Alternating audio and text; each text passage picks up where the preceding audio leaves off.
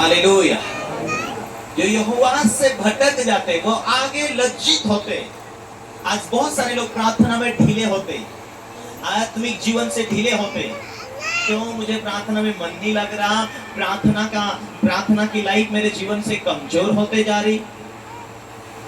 जब तुम ढीले हो, बाइबल ये कहती गलती 6:9, यदि तुम ढीले ना हो तो ठीक समय पर कटनी काटोगे।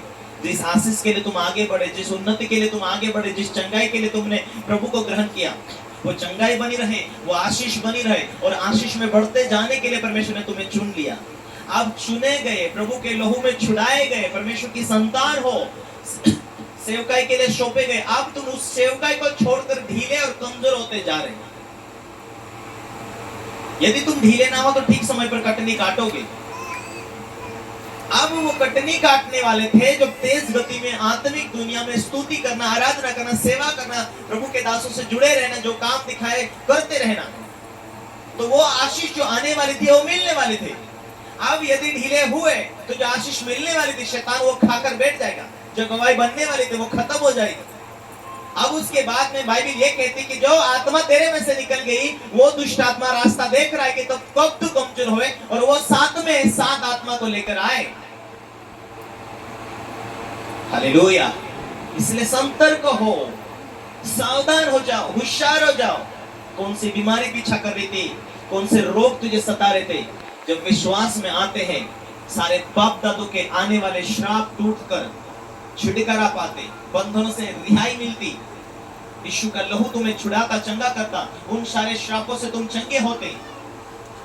जब आत्मिकता को आप भूलकर प्रभु को, परमेश्वर का वचन क्या है, वचन ही जिंदगी आपकी बन जाए। वचन को लागू कर ले जीवन के अंदर कि मुझे धन यहोवा से मिलेगा, छुटकारा यहोवा से मिलेगा, रास्ता यहोवा ही देगा। आपका संपूर्ण ध्यान, धुंध, मन वहां लगे। इसलिए बाइबल कहते हैं अपने पूरे मन से, पूरी बुद्धि से, पूरी शक्ति से यहोवा से प्रेम रखना। नीति वचन 3 कहता उसी को सुमरण करके सब काम कर, तब वो तेरे लिए सीधा मार्ग निकालेगा।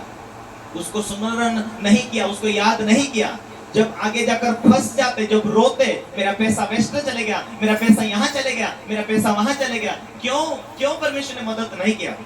संपूर्ण मन से उसी से संपर्क कर, उसी की याद कर, उसी के धुंध में बने रहना। Hallelujah, hallelujah. उसको स्मरण करके हम काम करेंगे तो वो मार्ग खोलेगा, वो फंसने नहीं देगा, वो रास्ते खोलेगा, वो छुटकारा के साथ, वो ऊंचाई के साथ, वो आनंद के साथ, वो ऊंचाई के साथ, सफलता के साथ में यहोवा मिलेगा।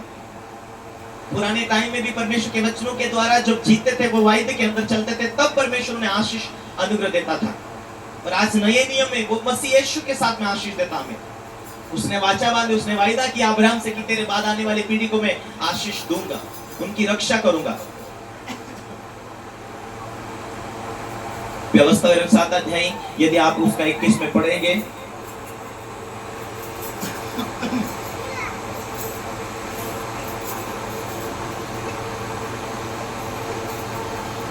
और तुम इन नियमों को सुनकर मानोगे, इन पर चलोगे,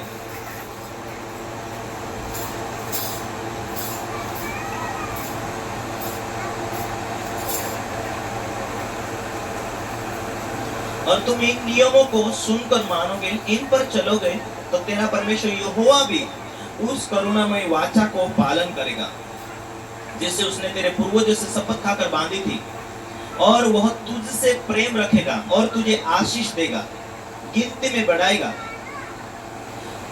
हालेलुया, हालेलुया। परमेश्वर ने वाचा, शपथ खाई थी, परमेश्वर ने वाचा बांधी थी अब्राहम के साथ कि तेरे बाद आने वाली जो पीढ़ी होगी उनसे मैं वाचा बांधता हूं कि उन्हें आशीष दूंगा। तो पहली आशीष वचनों के द्वारा जब हम जीते हैं तो पवित्र आत्मा मिलती है। अब पवित्र आत्मा मिलने के बाद में हमें परमेश्वर की आत्मा के द्वारा वो रहस्य दिखाएगी, वह समझाएगी, वह दर्शन के द्वारा, सपनों के द्वारा, और उसी आत्मा के द्वारा ये वचन लिखा गया। तो उस आत्मा के द्वारा हमें जीना है, और जब हम उस आत्मा के द्वारा जीते हैं तो जीवन के अंदर वचन कहता है जहां